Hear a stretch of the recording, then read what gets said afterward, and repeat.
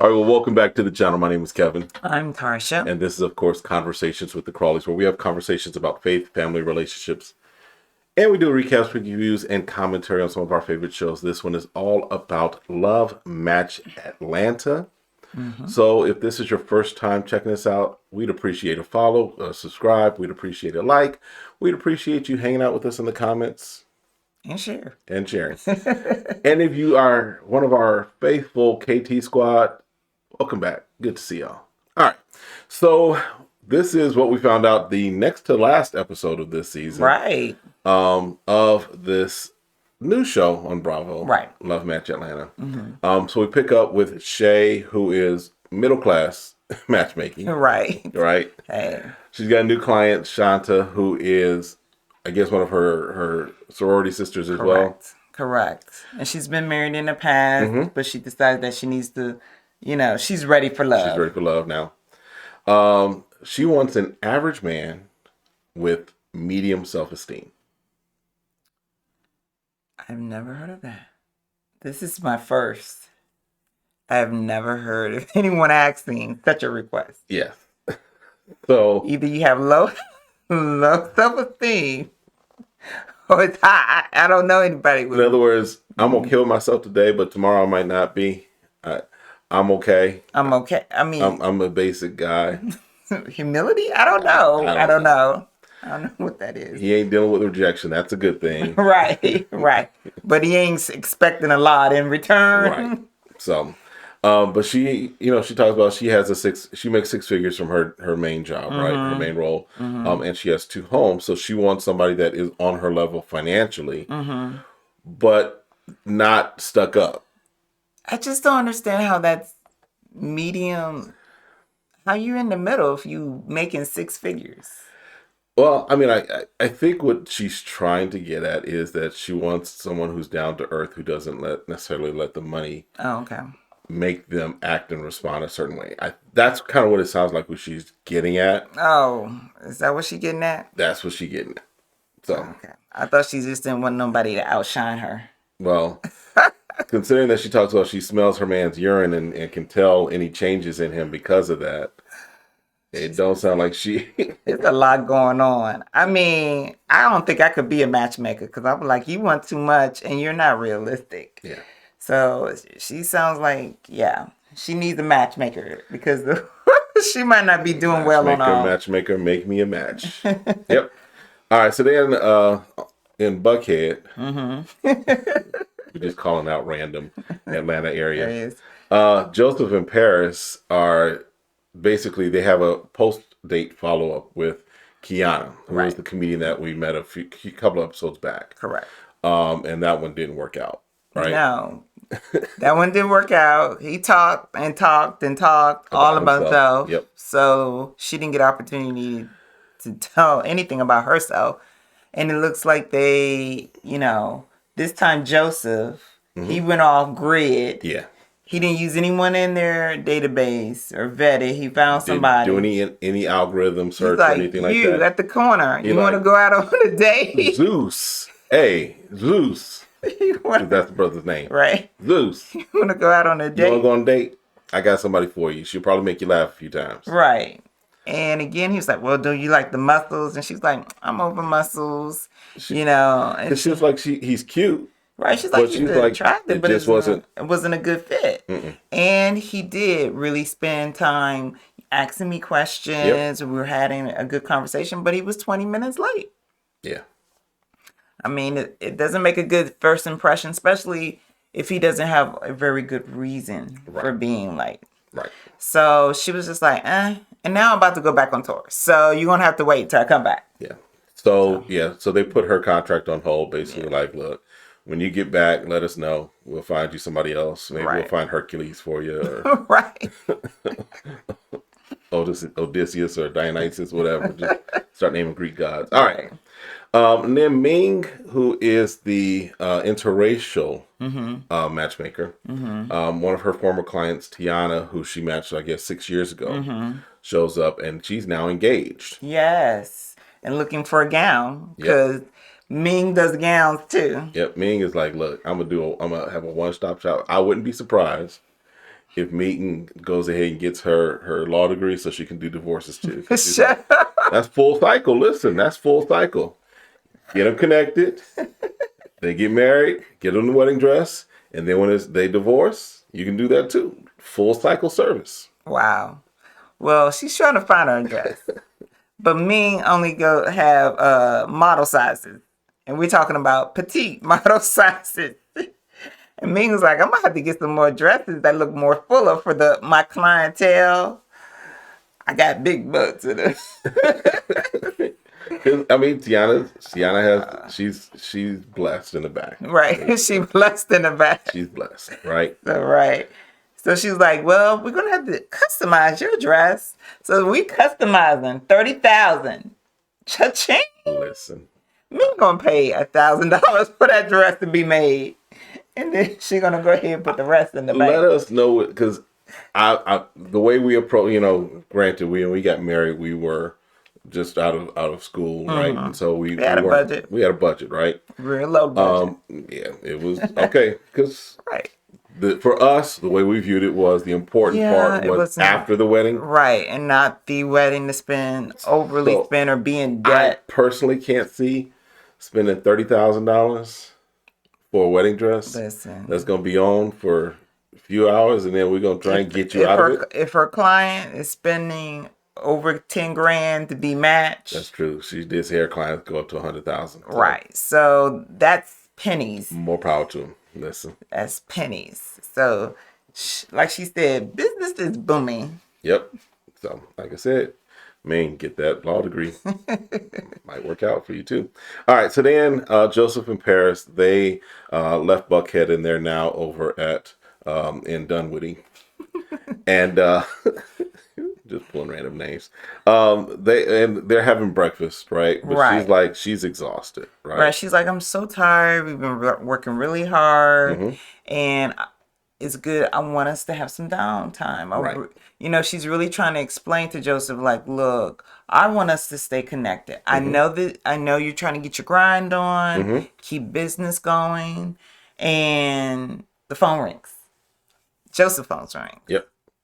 And he's like, I gotta take this. And she's like, are you freaking kidding me right now? She's like, I gotta get up. Yeah. So I mean, the thing is that, yes, they're running a business together, right?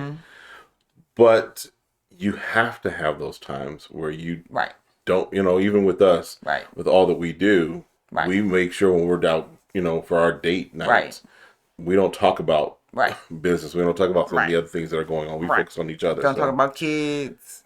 So yeah, he takes the call. She rolls out for a moment, comes back, and she said, "Why can't my time with you be my time?" Right. We were having a meal. We were connecting. Right. And here's the thing, it was. Granted, he talked about the website or their app being down for 5 hours. Got it. Yes, you want your business to keep going.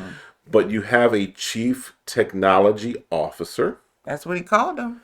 And I don't know how it works in Atlanta, but here, your chief technology officer handles your technology. Right. And an app is your technology. See how that works? Right. So I don't understand why he could not just say, give me the text me the highlights. Right. If we need to do something different. Right. It's nothing he can do right there in that moment. No. So just save it for when the next time you're in the office, have your woman's complete attention. Yep. And you can get back to it. Yep. And then over in Stone Mountain, Tana and Kelly, the duo, they're meeting up with one of their post-date. They're doing a post-date follow-up with one of their clients. Right. And I don't think we've seen her before. No, at least I can't recall her, but she's a physician. Manushka. Yes, and she did go out one day, and she was like, it was lovely. I wouldn't mind seeing them, And they said, well, let us check in with him and see how he feels about it. But they're very big on dating until someone wants to make it exclusive. Exactly. So, which again, we thought was a really great idea. Yeah. So she's supposed to be going on another date and seeing how that turns out. So we may see her next week. I don't know. All right, and then Shay meets with her friend Shanta, who, her sorority sister, all of that fun Right. stuff. And Shay is like, all right, I got another business. Look, Ming is not the only one that has other businesses. She's a certified crystal Reiki practitioner. And so she's like, her friend, was it Shantae? Shanta, yeah. Shanta need all the help Shanta can get. So she brings her in, like, I gotta fix this because you're so aggressive and so alpha. Before I can even get any money out of you with these dates, we gotta fix this energy that's supposedly going on with her. So she lays her down and she's putting all these crystals on her. Crystals and different things on her. And she's like, like putting her hand over the areas where she needs to be adjusted and stuff. And then she feels something, which ends up saying she needs, I'm going to go ahead and speed it up. You're going to let her guard down and put a crystal in your bra. Pretty much is how we got there. So I'm like, I'll be like, sis, I don't know about having anything extra in my bra, especially alone a crystal. That could be hard to do. But that was her suggestion. Yep.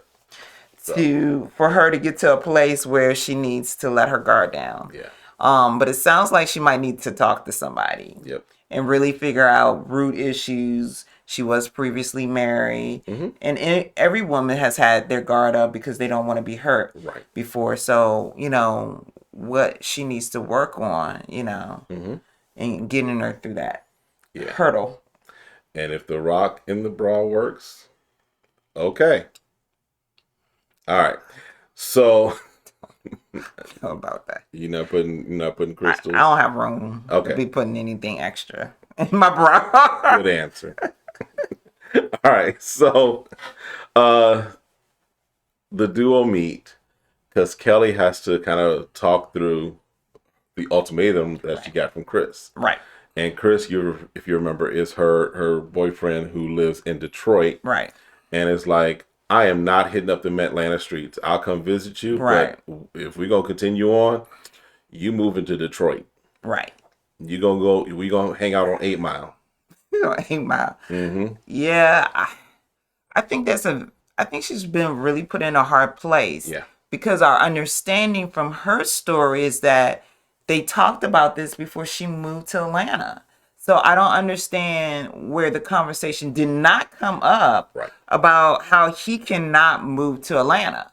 Is he just reminding her now or what? Because to me, I get it. Hey, this is your business. We're not married and I want you to do you. But you should have made it very clear her doing her was going to mean that Atlanta wasn't going to be an option. Right. I mean, I would have thought that conversation would have came up. Yeah. So, and she's really heartbroken because she's a very big believer on family first. Yeah.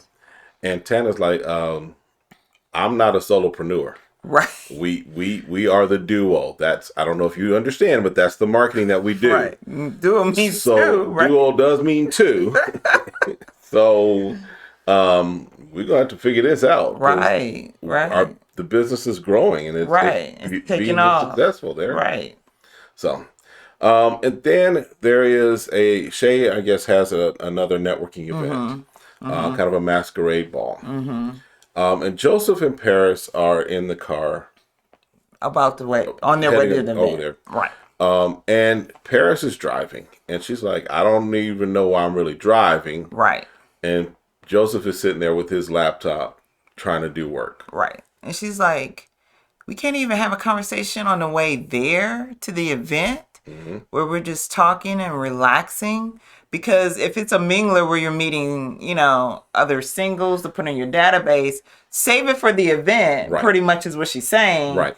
And let's spend time in the car. But he was like, oh no, when we get there, we're just going to hang out. We ain't going to be doing any mingling and getting to know. I was like, that doesn't make sense if that's your job. It should be the opposite. And that's the purpose for it. She's inviting you all because that's, who was it? The duo that was like, this is what certified matchmakers do. This is what we do. Right. So yeah, Joseph, I don't know. He moving a little weird right now. Right.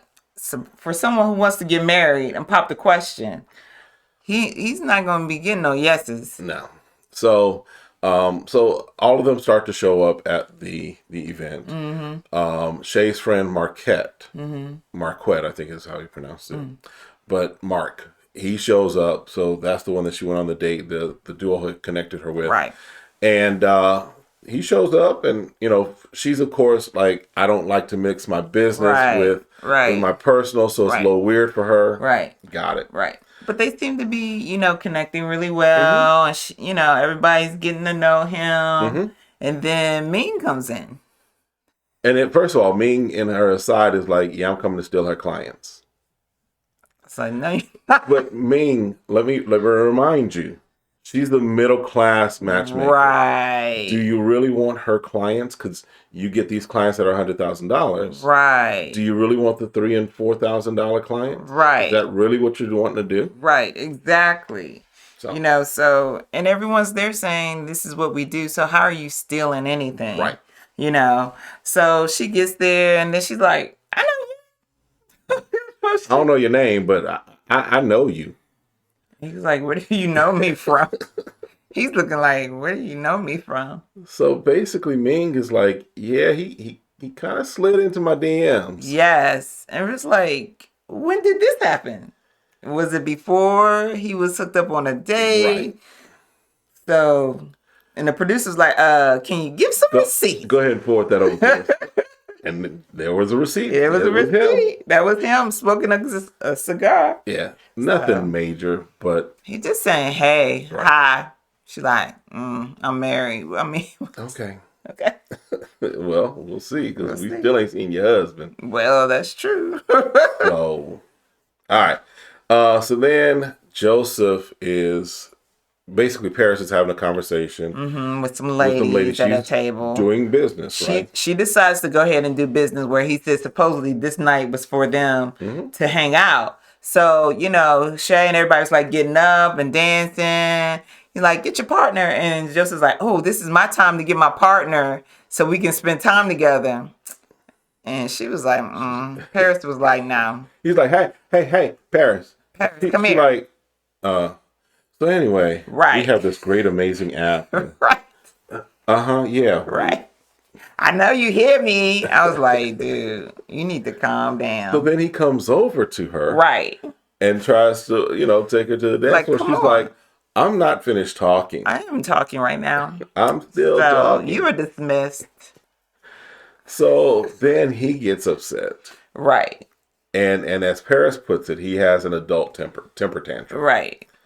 Because he feels embarrassed. He feels embarrassed. Yeah. He's like, camera's here, and you're dismissing me. Bruh, you signed up for it. He even tries to show away the cameras. He runs outside. No. Runs outside, and the cameras go, of course, to follow him. And he's like, no, not now, not now. And the cameraman's like, okay, I'm going to take 2 steps back, but I'm still filming you. I'm watching you. This is what I'm contracted to do. You on this show.